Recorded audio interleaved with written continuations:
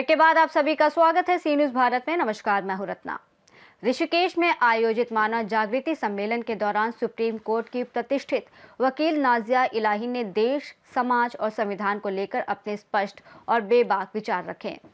मुस्लिम समुदाय से होने के बावजूद उन्होंने बिना किसी संकोच के कहा कि भारत को कुछ विधर्मी विचारधाराओं और विभाजनकारी मानसिकताओं से खतरा है, न कि किसी धर्म से।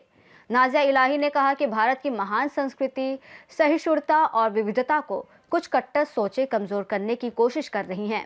उन्होंने इस बात पर जोर दिया कि देश किसी मानसिकता से नहीं बल्कि भारतीय संविधान से ही चलेगा। यही भारत की आत्मा है और यही हमारी सबसे बड़ी ताकत है। जिस लैंग्वेज की का कोई काम ही नहीं है इस देश में, अरबी अरब का है भाई। मैं तो अरबी लिखना, पढ़ना, बोलना, समझना सब जानती हूँ, लेकिन उसका क्या काम है? क्या देश की सर्वोच्च न्यायपालिका अरबी समझती है? क्या देश के सर्वोच्च न्यायपालिका के जजेस अरबी समझते हैं? तो ये मदरसों के अंदर जो विवादित आयतें पढ़ाई जा रही हैं, ये जो मदरसों के अंदर कुरान अरबी में पढ़ाया जा रहा है, इसका काम क्या है? पहले ये तो बता दे देश की सर्वोच्च न्यायपालिका या एजुकेशन मंत्रालय बता दे हमें कि इस अरबी लैंग्वेज का काम क्या है। दूसरी बात है कि जब वक्फ संशोधन बिल 2024 के खिलाफ जब असदुद्दीन अवैसी जाता है तो देश की सर्वोच्च न्यायपालिका सुनती है, लेकिन हम जाते हैं कि भाई लैंड जिहाद चल रहा है इसके हिडन तरीके से, तो देश की सर्वोच्च न्यायपालिका हमारी बात नहीं सुनती है। क्यों?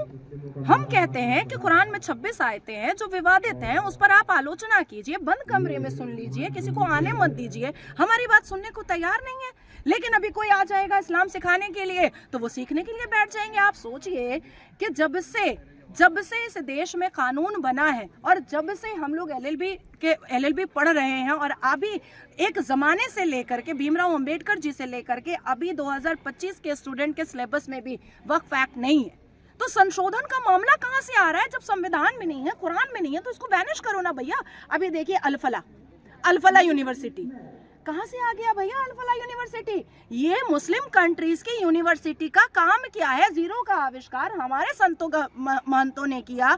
हमारे संत महंत ऋषि मुनियों ने इतने बड़े बड़े वेद का, अर्थवेद का ज्ञान विज्ञान किया। हमें क्या जरूरत है मुस्लिम कंट्री के अल-फला का? और अब देखिए कि अल-फला यूनिवर्सिटी का 2019 से लेकर के 2025 तक का पूरा डेटा निकाला जा रहा है। क्यों नहीं एनआईए की टीम देवबंद एंटर कर रही है?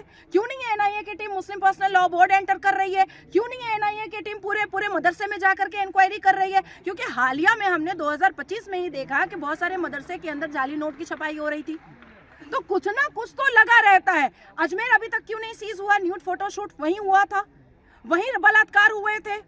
तो आप सोचिए कि किस तरीके से ये इग्नोरेंस बिहेवियर चल रहा है, और इस इग्नोरेंस बिहेवियर को देश की न्यायपालिका ये चाहती है कि हम भी इग्नोर करें।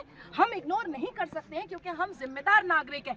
अभी देखिए उत्तराखंड में डेमोग्राफिकल चेंज, जिस हिसाब से पुष्कर धामी जी ने एक ऐप बनाया जिसमें से ये पता चलेगा कि आखिर इतनी जल्दी इंक्रीजमेंट ये मुल्लाओं का हो कैसे रहा है, एक खास मजहब वालों का ये पॉपुलेशन इंक्रीज हो कैसे रहा है। अब सोचिए कि कुदरत को तो चैलेंज नहीं किया जा सकता है। बच्चे तो 9 महीने में ही हो रहे हैं, लेकिन 3 महीने में तो बच्चे हो नहीं रहे। तो ये डेमोग्राफिकल चेंज इतनी तेजी से हो कैसे रहा है? इसका मतलब है कि कुछ ऐसी पार्टियां, पॉलिटिकल पार्टियां हैं और कुछ ऐसे नेता हैं और कुछ ऐसे रक्षक हैं जो भक्षक बन करके अपने वोट की लालच में, अपने सत्ता की लालच में और अपनी लग्जेरियस लाइफ की लालच में और कुछ सीटें पाने की लालच में ये जहादी आतंकियों को हमारे भारत देश में, हमारी पावन धरती में घुसा करके रखे हैं।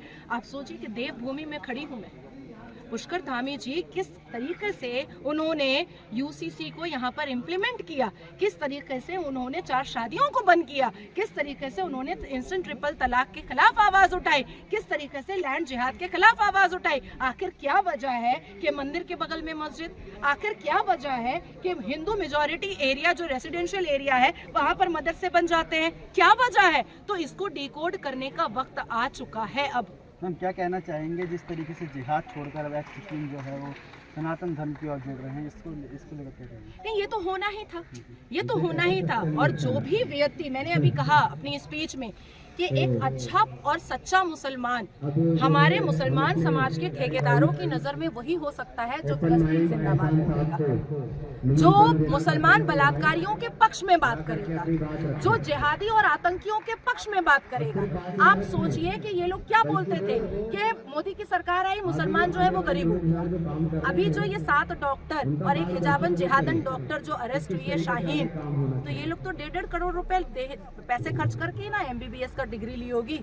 तो कौन कह रहा है कि मुसलमान गरीब है? ये लोग जो NRC और CA के प्रोटेस्ट के खिलाफ बैठते हैं, ये लोग जो UCC के प्रोटेस्ट के खिलाफ बैठते हैं, ये लोग जो वक्फ संशोधन बिल प्रोटेस्ट के खिलाफ बैठते हैं, तो ये पैसे कहाँ से आते हैं?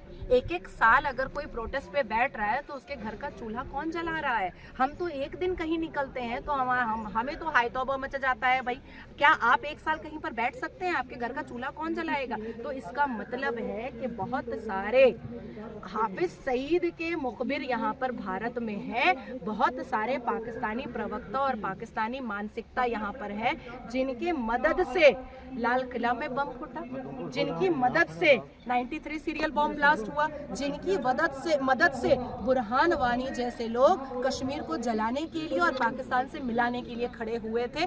तो अब वक्त आया है कि हम लोगों को एकत्रित होकर के अपने राष्ट्र को बचाना होगा। और आपको ये जो 4-5 एक्स मुस्लिम दिख रहे हैं ना, 22 लाख तो मेरे संपर्क में है, 22 लाख मेरे संपर्क में है। ईरान में तकरीबन 7,000 से ऊपर एक्स मुस्लिम मुझसे बात करते हैं, ईरान के। पाकिस्तान में जिस हिसाब से जेनजी एक्स मुस्लिम हो रहे हैं, मुल्ला मुनीर की नींदें उड़ चुकी हैं कि आखिर जिस तरीके से जेनजी और युवा पाकिस्तान इस्लामिक और आतंकी देश में जो इस्लाम छोड़ा जा रहा है, ये भी एक बहुत बड़ा मुद्दा बन रहा है। ऋषिकेश से सी न्यूज़ संवाददाता अश्विनी शर्मा के साथ कैमरामैन प्रदीप की रिपोर्ट। इस रिपोर्ट में फिलहाल इतना ही। देश और दुनिया की तमाम बड़ी खबरों के लिए देखते रहिए सी न्यूज़ भारत।